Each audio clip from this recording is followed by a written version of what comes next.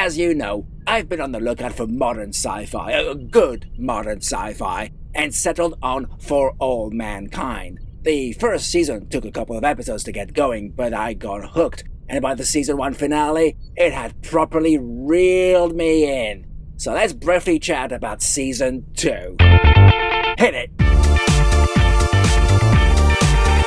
McCluck, season 2 aired like 5 years ago. I know, I'm massively behind the curve. And this isn't going to be a play-by-play anyway. I just wanted to jot down a handful of thoughts about the show. So, you're gonna rant about it? Not particularly, no. Isn't your whole shtick to moan about stuff? You should know better than to pigeonhole the chicken, Commander. Of course, that would be unwise. Borderline insane, in fact. So, the first season was all about NASA playing catch-up, as Russia were soaring, technologically speaking, and the Americans ended up with a permanent base on the moon near a bountiful supply of water down in the moon's south pole.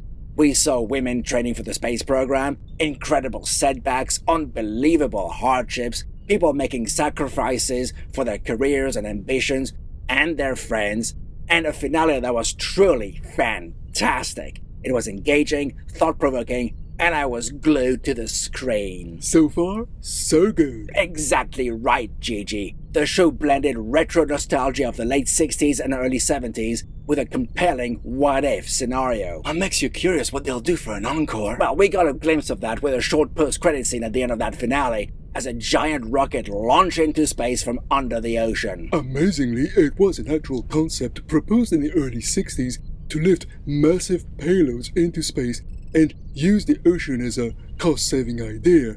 In our timeline, it never really got beyond the planning stages. Well, it is the go-to unmanned cargo transport in the 80s in this alternate timeline. So, Season 2 takes place roughly 10 years after Season 1. So, new characters and such? Some characters are new, yes, but the bulk of those from Season 1 are back, and we get to see how their lives have changed since then, some for the good, others for the worse. And once again, the character development is excellent, and we really feel for these people. Which is a double-edged sword, of course, when things go bad. Well, it would be a boring show if nothing ever went wrong. Actually, one thing I really liked is how they blended actual historical events into this storyline.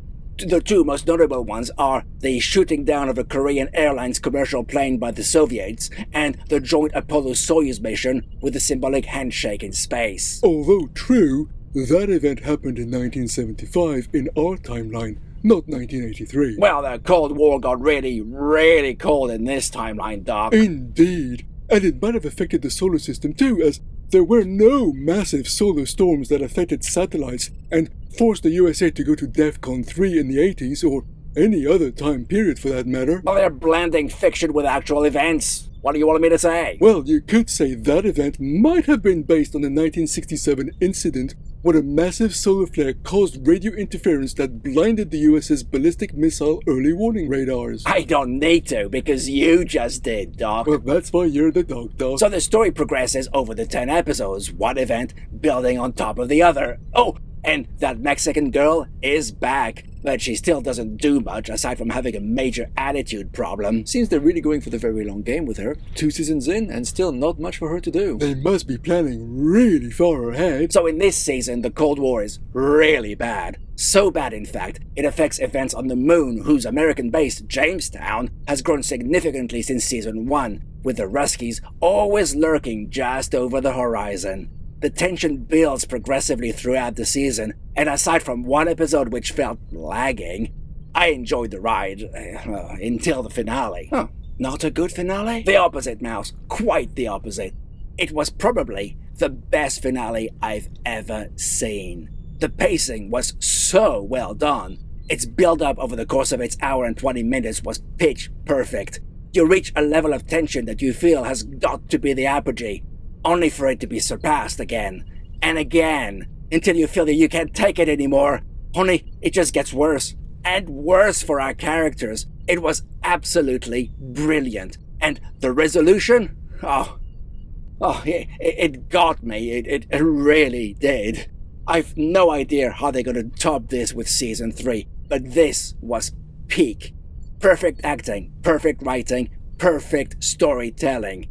That episode will haunt you for hours, if not days, after you've watched it, for those of you who are even worse than me and still haven't seen this masterpiece. So yeah, 2 seasons down, 2 more to go before the show's return with season 5. Wow, will you be able to catch up in time? I'll certainly give it my darnest, Commander. Which means, I better stop chatting and go back to watching. Until I pop around and do this again once I've watched season 3, leave your non-spoiler thoughts in the comments, and I'll give you the response you deserve.